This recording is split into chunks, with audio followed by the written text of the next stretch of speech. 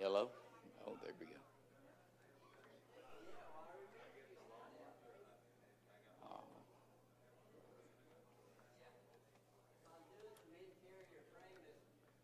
Okay, looks like we're up and running, so we'll do that and get started here.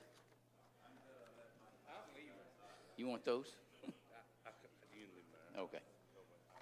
All right. Good enough.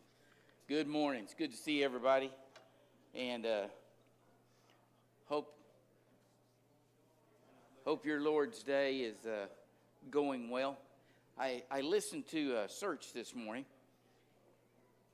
You know, once in a while you catch something that you just really need to hear, and boy, did he hit me between the eyes this morning, get my attention, on things, because it was about worship and the aspects of worship in that regard. Worship is deliberate. When we come, and he made these offerings, and it just makes us think, when you come and you come to worship, it is your deliberate attempt as you come before God. We're in God's presence. Now, this is not the worship, but we're here in that regard, and we're before God right now. He made mention of the fact that when you're there and you look at worship, stay with me on this because I thought it was very... He said, when you come and it's your deliberate attempt to give to God. Your focus is on that. He said, but as a minister, during a sermon, you see people clipping their fingernails. You see people texting. He said, do you understand what God meant, what Jesus meant when he said, in vain do they worship me? He said, that's the idea. Your intent is not to worship. You come, but what was your intent? Worship is your deliberate focus and attempt to give back to God. You might want to look that one up. You can find them online and look that one up and listen to it because, brothers and sisters, it was very, very good this morning. All right. That's very important when you start taking communion. Sure. Because in Hoganville, as a superintendent, as I was working, he'd take the bread. As soon as he got to it, he'd pick his phone up and start working, trying to figure out, put it down, then take the fruit of the vine. Exactly. We go through the motion. No thought of what Christ did for us at that time whatsoever. And when Jesus said, I've thought about this, and you guys help me out, I'll make this statement, but is it commanded to take communion first day of the week? Is it really commanded? Or did Jesus say, as often as you do this, and then when Paul comes back and he says, you hold fast to the teachings and the traditions. We know that the church came together on the first day of the week to break bread, but where is it really and truly commanded in that regard? Or was it that tradition, one of those traditions, as well as the singing, which there was no mechanical music in any religious organization of Christianity until 600 or 700 years later? Is that one of the traditions then that Paul said you hold fast to in order to? And the answer could be, well, yeah. Maybe we need to spend more time, and that might be something that we look at in this auditorium class if the guy that ever teaching now ever finishes up, that we go through and truly look at worship. Just a thought. So y'all think about that. Next week, you're going to have a good teacher. Anthony's going to step in. Phil, we're going to be out of town, so you'll have a good teacher. Thank goodness. Yeah, that's... I knew I could depend on you, Jerry. Thank you.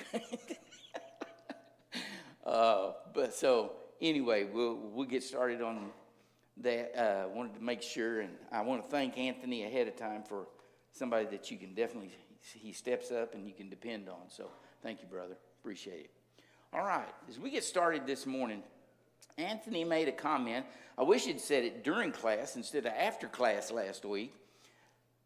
Remember we talked about how Jacob put this out there to God that, you know, he spends the night, he sees the ladder, he sees God at the top of the ladder, and he sees the angels that are ascending and descending on the ladder as he's standing there, or as he's laying there. He sees this in this vision. And then when he comes to, wakes up, and we'll put this all into perspective, then we know he didn't have anything with him because he just takes a stone from where he's at right there, and he uses that as his pillow. And then after, in the morning, he stands it up as a pillar because he said, this God that has spoken to me. And I thought that this is where Anthony's comment really made sense. He said, you had how many different gods that were common in these areas? Hundreds? Literally, we could probably say hundreds, depending on what tribe. This tribe has their God, this tribe has that. I mean, we start looking at that and we're thinking about that. Well, because had God ever spoken to Jacob? No. What did Jacob know about Yahweh, this God that spoke to him? What did he know about him? Apparently not much. Now, we see that Isaac passed this from what God had said to Abraham, and then he said to Isaac, and he said, I'll pass this blessing of God on. But we don't really have any idea of what was taught, do we? So, if this God, Yahweh, Jehovah, speaks to Jacob, then Jacob's like, makes sense then that, that God must be in this place. This is his house. I just happened to stumble into it, so I'll set this rock up as a memorial where this is his property. This is his territory. I'm on that God's turf. Makes more sense, doesn't it? So then when he starts to travel, he says, if you're this God and you want me to follow you, then I'm going to have to know a little bit more about you. Tell you what, you take care of me on this journey, keep me safe, give me food, give me clothing while I'm doing this journey, and return me back here. I'm your boy. You can be my God. Does that make more sense now? I thought it did. I thought that was a good comment that Anthony made because it makes us wonder about that, because in this time frame, and we talked about this as well, in the Old Testament, how does God communicate with man? He communicates verbally. He's with him. He talks to the prophets. Prophets tell the people. So God's still communicating like so. Can we understand where Jacob might say this? And the answer would be, yeah, I understand that a little bit more. That makes more sense now. And so as we look at this, because, once again, what do we know about Jacob's background? Well, we know that there's been a lot of turmoil in that family. With all the turmoil in the family, the attitude of Esau and so on, think with me for just a moment. Was God talked about at every meal that family had together? Don't think so. Just saying. Can y'all buy into that a little bit? Maybe we can see that a little bit of the influence that, because of the influence of that family, that God wasn't necessarily a big part of it in that regard. Why? I know times were different, and trust me, I understand that. And so it's hard for us sometimes, especially with what we have through Jesus Christ now and his teachings, it's kind of hard for us to understand some of those things that were going on then. All right? But I certainly appreciated, Anthony, those comments, and it made me think as we start to look at, as you continue to look at things as you go through. So today, now we ended last week at the end of chapter 28. And this stone I have set up as a pillar, so he goes on. Now then, he continues on his journey. This is kind of interesting to me because we talked about this, that from Beersheba up to Haran, that it's 500 miles. Does Jacob know where he is? Think about it for just a minute. Does Jacob really know where he is? Doesn't have a road map, doesn't have GPS.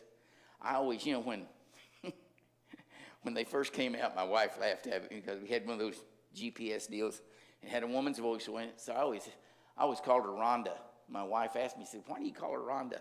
I said, "Well, because the Beach Boys had that song, 'Help Me, Rhonda.'" So my GPS was Rhonda. "Help me, Rhonda." He didn't have Rhonda. If he'd had a woman there, he'd known exactly where he was. He was supposed to have turned left back there, I just had to throw that one in there. But he doesn't really know where he is, right? I mean, he continues to the north. He's got a pretty good idea. How many times had he made that trip? This is first, as far as we know. So he's on his trip, and he came to the land of the sons of the east.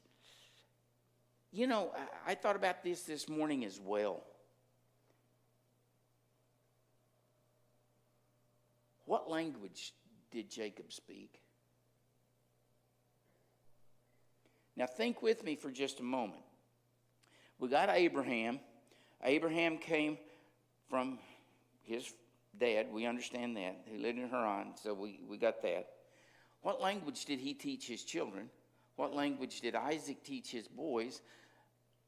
What language did Abimelech speak that was of the Canaanite? What language did the Egyptians speak when Abraham went down there? What language did how did these guys communicate? There had to be kind of the same dialect or something for them to be able to communicate, because Jacob's just walks up, "Hey guys, what's happening?" And they understand what he's talking about. Different tribe, different group of people, sons of the east, as they're referred to here, which is different than that. So, I don't know. I just thought that was one of those questions, once again, that I have, and it's like, interesting. Was he taught this as a first language, a second language? What language did you? Because you know that they had to speak the language of the common people, which they associated with around Beersheba, if that's where they were, from in that regard. What language is that? Well, it was a little bit different and so on. So their ability to communicate is interesting as well. And so he comes to this land and he sees this well. And it's in a field. And behold, Sheila, there's that number again. How many flocks are there? How many flocks does he see right here at this well? 3 flocks. See? Does that give him an idea? We talk about, spiritual things in that regard. What do we talk about? All these different numbers of 3 that are represented and so on. So what does that tell him about this place? You're in the right place, Jacob. God has brought you to the right place. Does Jacob really understand that yet? The answer is no, he doesn't. And the sheep were lying there beside it, for from that well they watered the flocks. Now the stone on the mouth of the well was large.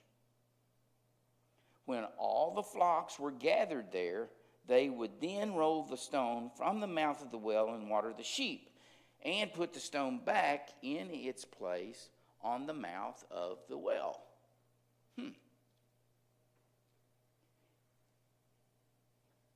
What does this tell you about this well? Let's just take what we know, and what do we know? Is it near a town? Not used for water for them. Why? Because you got a big stone that covers the mouth of it, so if the women were coming down to get water for then this is a special well. What's it used for? Apparently for one purpose only, and that is watering flocks. Okay? So think about it just a little bit. So do we see a town in sight? And it could be right here that we don't see the town. It's out in the field. And it says, and I think that that's one of the things that we talk about, is it's just out in the field. He's walking along, and all of a sudden, and you find this one well that's out in this field. Pretty entertaining on that idea. Now then, but what do we know? Why would you have a stone over the well if you're watering flocks every day? Why would you put a stone over it? There you go. Keep varmints out of it. Things that could wander in there, contaminate the water, things that would blow in. If your enemy knows where it is and knows that that's where they could drop something in there, you water your flocks, kill everything, you starve to death. So there's stone over it. Now, we understand. Don't get me wrong. I understand. Could somebody, if an army came, they could move the stone, whatever, and so on. Yeah, we got that. Know what they could do.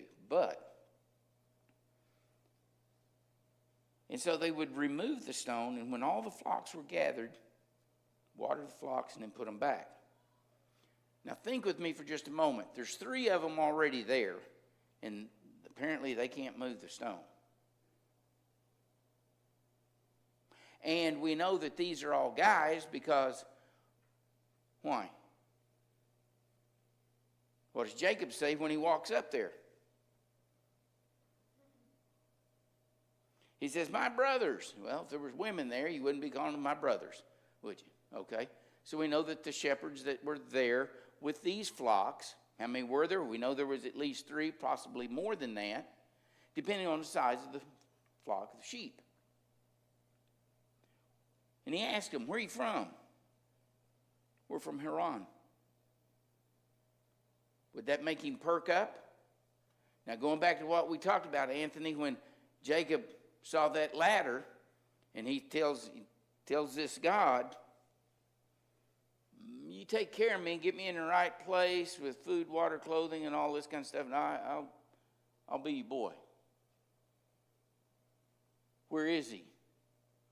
He finds out, whoa, I'm right where I was supposed to be. Then he says, do you know Laban, the son of Nahor? We know him. And he said to them, now, okay, ladies, this is the way guys talk. Where y'all from, Ron? Really? Yep. You know Nahor? Or you know Laban? Yep. Really? How's he doing? Good. Didn't ask him about his wife and kids and all that, and what car is he driving now? We don't get into that. We just got a question, ask the question, get an answer, go to the next one. We're good. That's not, women look at things differently. They want more information sometimes, and I'm not sure why, but anyway. But this is a good example of how guys just talk. And he said to them, is it well with him? And they said, it's well. And here's his Rachel daughter coming with the sheep. What do you know from this information? What do you know about the size of the flock of sheep that Laban's got?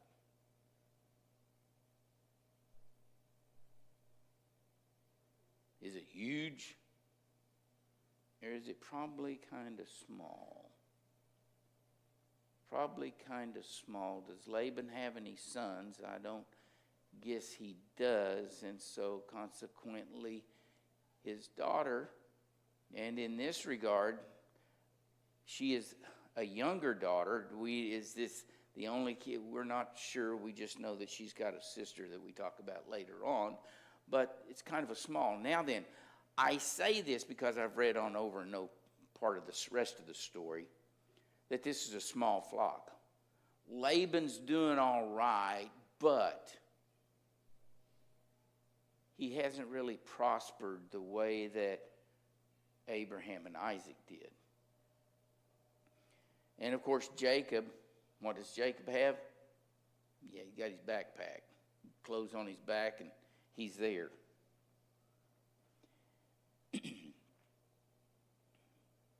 Now then, a couple of things that I would ask about this. Who moves the stone to water the flocks? I wondered about this too. If it is, because there's two different ways of looking at it. It could be that when all the shepherds got there, it took all of them to move the stone so that they could water the flocks. Could be, this is my field, I'll move the rock when I want you to water your sheep, and then I'll put it back to make sure that people don't abuse what makes sense? So who was moving this stone? We're not sure. But if all the shepherds had to show up in order to move the stone, then we know it was pretty good size, and it tells us it was a pretty good sized rock. And so we know that it was for animal use only in this regard. So Jacob comes up and he looks at this situation. All right? And said, behold, here comes Rachel with the sheep. And he said, behold, it is still high day. So we know that it's somewhere around noon, a little after, somewhere in this part of the day. And it's still high day. It's not time for the livestock to be gathered for watering yet. Water the sheep and go pasture them. So he's asking this question, man, why are you guys already here? Goes back to the idea that if it's high noon and you're not supposed to water till later, then is it because somebody comes and moves the rock and then puts it back and you got to make sure you don't miss them when they come to move the rock? I don't know. It's a different story, but there's something strange about this, because when they should be in pasture, they're here to get water, and Jacob's telling them, no, this is not the way you do things. Oh, maybe that's the reason why his herd's not as big as it should be. We find out Jacob's got a little bit more going for him, especially when we get into the rest of this story as we go along. And he says, that's not right. But they said, we cannot until all the flocks are gathered and they roll the stone from the mouth of the well, then we water the sheep. So think about that for a minute. So while he was still speaking with them, Rachel came with her father's sheep, for she was a shepherdess. When Jacob saw Rachel, the daughter of Laban, his mother's brother, if it's his mother's brother, then Rachel was his cousin. There you go. Say, cuz. And Jacob went up and rolled the stone from the mouth of the well. Now then, here's a guy that's got to be pushing, he's in his mid-40s at least, right? Because we know that of his age, and when Esau took his wives at the age of 40 and different things, so we know that being twin, you got to be the same age. So he's mid-40s or more. Well, if it took all these shepherds to move that stone, and Jacob does it by himself, see, this is what part of the story, it kind of makes you wonder, about, or did somebody else come and move this stone so that, hey, you guys leave it alone and not, until I get, so I don't know. But Jacob moves it. And then when Jacob moves it, does he water all the flocks, or does he water Rachel's flock? Jacob went up, rolled the stone from the mouth of the well, and watered the flock of Laban, his mother's brother. So he just watered the one flock. Now then, let's compare this story.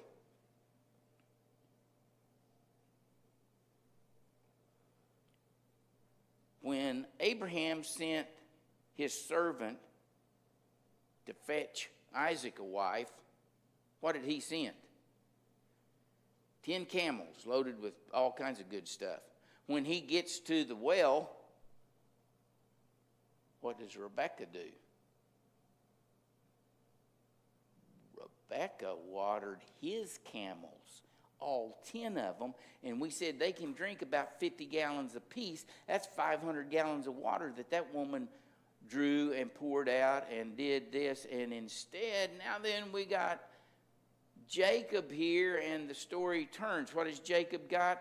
Clothes on his back. What does he do? He waters her little flock of sheep, puts the stone back, and what's he got to offer? Nothing. This was his best gesture. He's trying to do what he can. Now then, so the story's different, okay?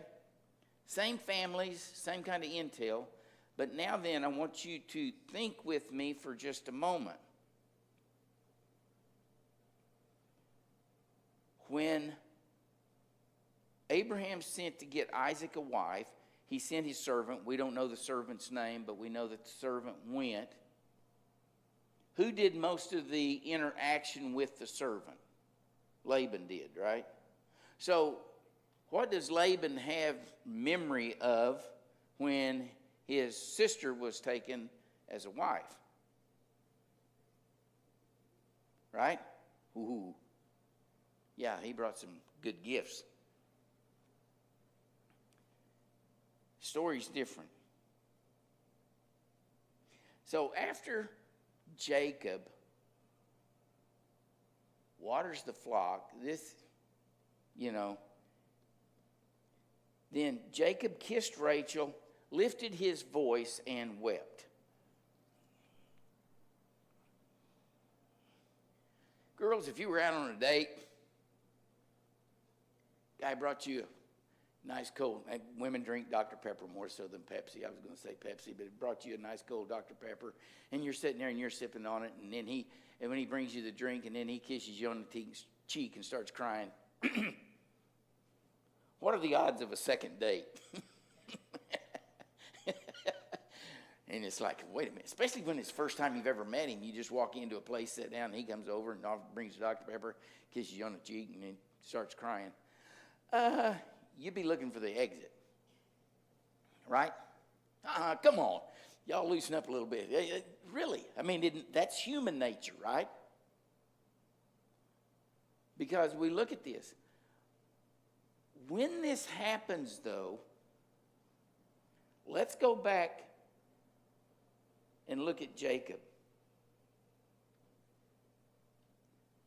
Did Jacob have a little bit of time to reflect on what he had seen in that vision? Yeah, we figure out he had close to a month by himself of reflecting, if you will, and trying to figure out, I know what that God said, but how does that relate to me? What does that mean? You think Jacob had some questions about that? I would. So would you. And you would spend 500 miles thinking about it, because that had to be something besides. And then, now then, this goes back to what Anthony's idea of this God that Jacob comes in contact with in the desert. Because now then, when he gets there, did he starve to death? No. Is he naked? No. Is he in the right place? Yeah. When Rachel comes up, and she is a very beautiful young lady, and she is the daughter of the guy he's looking for, ding, ding, ding, ding. You think it maybe goes off in his mind that God that I saw at the head of that ladder has fulfilled what I ask of him. Would that be an emotional point? Because you know this guy had to be tired. Where had he slept? On the road somewhere.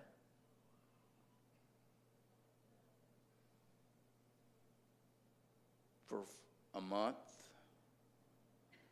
So this was emotional for him. This was emotional physically from fatigue, spiritually in that regard, because this God that he had come in contact with had fulfilled what he had asked. Now then, the weeping makes a little bit more sense to me. Because when you just read through that story and you hear, you just look at what happens right here and so on, you're looking at that thinking, yeah. So this makes more sense that Jacob understands what has happened.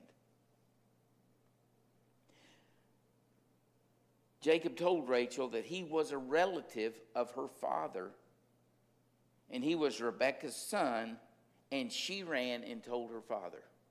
It might have been to his benefit if he had opened with that line instead of telling her after the fact of the kiss and the crying and all that, So what does Rachel do? I'm sure that Laban, you think that Laban had talked about his sister Rebekah? How many times had they seen each other? I mean, we think about, going back for holidays and different things like this and so on. How many times do you think Rebekah had seen her family? Apparently, I don't know. There's no record of it. We don't know that they ever did, and especially taking a 500-mile trip like that, because that'd be 500 up there, 500 back. That's 1,000 miles. You're talking about, plus the time that you spend when you're there, so you could spend half a year, taking a caravan, and then you got to make sure that you provide your own protection and all these other things and food and da-da-da-da-da. So, yeah, that's very possible. She had never been back to see her family. But what do we know from the way Rachel reacted? Had Laban talked about the incident? Yeah. And maybe, just maybe, by talking about this incident, what had Laban discussed? Man, they brought 10 camels loaded with stuff, and we. So does Rachel maybe put all that story together and get, we don't know. She's human. So yeah, that possibility is definitely there and definitely exists in that regard. So when Laban hears the news of Jacob, his sister's son, he runs to meet him and embraced him and kissed him and brought him to his house. Then he related to Laban all these things. Laban said to him, "Surely you are my bone and my flesh." And he stayed with him a month. Do you think that when Laban first came to Jacob that he was kind of looking around wondering, well, where's the camels and so on? Maybe they're behind him or whatever. You got to come to the house first and we'll come back and get that stuff later or whatever. And then when he gets there, and Jacob says, "No, all I got's me." And Laban looks, and it's like, well, you're family, so I can't, so you can stay with me. And he stays a month. Anybody in here want your relatives staying with you a month that you've not seen, that you've never seen before in your life? And they just move in, and it's like they stay there for a month? Who was she looking for? What did she need? Oh, did I miss something there? Oh, okay.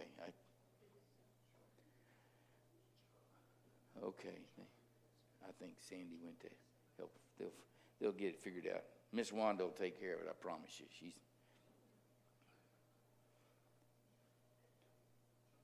So he stays with him a month. All right? Then Laban says to Jacob, he brings him in, says, like, okay, it's time for a little discussion here. I got to know what your plans are. We got to have some kind of an arrangement here where we work things out, because I want to know what's in this for me. There we got the bottom line. All right, let's just say it like it is. Laban's just like any of the rest of it. What's in this for me? Because, in this regard. He doesn't get 10 camels worth of goods out of him, but he gets 14 years worth of labor. I was going to say, we're going to get to that part of the story, and it's like, yeah, this is not going to be easy. This is not going to be cheap, Bubba. You're going to pay. And so, Laban says to Jacob, now he's only been there a month, "Because you are my relative, should you therefore serve me for nothing. So what has Jacob been doing right here? Like the old expression says, Laban's been working him like a rented mule, you know. He says, okay, I know eventually somebody's going to say something you're going to want, so we need to figure out what this arrangement is right here of what your pay is going to be, because I may not be able to. We're going to negotiate. You can bet Laban's thinking that he's going to get the best end of this deal. Now, Laban had 2 daughters. The name of the older was Leah, and the name of the younger was Rachel. Leah's eyes were weak, but Rachel was beautiful of form and face. Now, I looked this up and tried to look at 3 different people, ideas on what this term weak meant and so on. And they were talking about that the women from this area, if you look at them even today and so on, that their eyes are very bright and, you know, beautiful. It adds to their appearance and so on in this regard. And that in this regard, that there was something about Leah's eyes that made her not as attractive. The weak eyes, that there was something that maybe they weren't as sharp, they weren't as round, they weren't as sparkly, they were more dull, if you will, in color and so on in that regard. And that was what some of them said. Then others got into the idea that, you know, it had to do with her eyes were weak, that it was talking about her personality, that she was more kind and gracious and so on. And that one just didn't float for me to make a whole lot of sense. I mean, I guess, but why would you refer to that as somebody's eyes being weak? You know, so I think it has more reference to her physical appearance than it does anything else in this regard. So when we think about this and we talk about that, I think that that's what we want to look at. Now, Jacob loved Rachel. He's loved Rachel since he saw her at the well. I will serve you 7 years for your younger daughter, Rachel, Laban said. It is better that I give her to you than to give her to another man. Stay with me. So Laban's thinking, okay, I'm gonna, you know, this daughter's eventually going to go to some guy. And if it's somebody just right here in town, what do I get from this? Well, not a whole lot of anything. And who offered up the 7 years right here? Jacob. Jacob says, I'll serve you 7 years. Laban's like, whoa, that's not bad. And then the humanistic wheels turn in Laban's head, right? I've got this older daughter I can't unload. Exactly. I'll work her into the deal. Yeah. I'm gonna, and we say, well, that's terrible to talk about that. Well, I'm sorry, but in this time frame and so on, period of time and so on, women were a commodity, traded, whatever in that regard, in some regards. All right? Nothing, and I don't mean that to be racist today or sexist or whatever they want to refer to it, however you want to say it. It's just the way, way life was then. All right? So he's thinking that this older daughter with the weak eyes is not as attractive, and apparently there haven't been any male that showed interest in her in this regard. So Jacob served 7 years for Rachel, and they seemed to him but a few days because of his love for her. So he spent 7 years, and that 7 years went by quickly. How old is Jacob? We never think about that at this time. But by this time, Jacob's got to be 50 or better. Right? Has to be. I mean, we do the simple addition. I'm not good with math, but I can do numbers. So, and if we do those numbers and we add that up, he's got to be 50 or better. And he's just now getting married, okay? But then we look at this, and Jacob says to Laban, give me my wife. You can bet Jacob had been marking time. All right? Jacob's been marking time. He knew when that year was up. Give me my wife, for my time is completed, that I may go into her. So Laban, this is a plan. He's already had this plan in place, because otherwise, why would you gather everybody in town? Oh yeah, it's a big deal. My daughter's getting married, blah, blah, blah, and all this kind of stuff. But what also do you have? What do we call the people that see things happen? Witnesses, right? Laban has gathered up witnesses so that this deception that he's about to pull on Jacob, he can't back out of. So whatever the ceremony was, he gives Leah instead of Rachel. The witnesses see Jacob go into Leah, and the next morning he comes out. What have you done to me? That is not the person that I wanted to marry. The words that just come out of your mouth made me think it had been too. Well, it's been a while that we've heard the word before, but Jacob was the perpetrator of a big deal. And those same words, what have you done to me, from his dad and his brother? I mean, so kind of a tit for tat. What goes around comes around. Yep. Exactly. You know, what Anthony was talking about was, what did Jacob and Rebekah pull on Isaac and Esau? What does Isaac say? What have you done to me? What have you done that you stole the birthright? And then Esau, and then that's the reason why he's here to start with. So we could look at this and say, payback. So now then, Jacob's got him a wife, but it's not the one he wanted. We kind of smile and laugh about that, but this is not funny, and especially to Leah. And that's where you get to start next week, all right? Because there's only one thing worse than jealousy of women, and that's if they're sisters. Oh, yeah. All right. Any questions or comments? All right. Appreciate y'all, and hope you have a great week. And also, I'll make mention of this. We'll announce it again. But Janie Brooks family, the funeral home family, will be there from 5 to 8 today. Her funeral will be here tomorrow at 10. And then on Tuesday morning, Mike Francisco's nephew, 22, Noah, that passed away up in Neosho, that will be at the Clark Funeral Home. I thought it was 5 to 8, 5 to 7? 5 to 7, okay. And yes, it's at the funeral home, and the funeral is here, right? Yeah, okay. And also then Chipper Hancock is having a heart valve replacement, and that will be on Tuesday as well. So we need to keep all of those in our prayers. Thank you.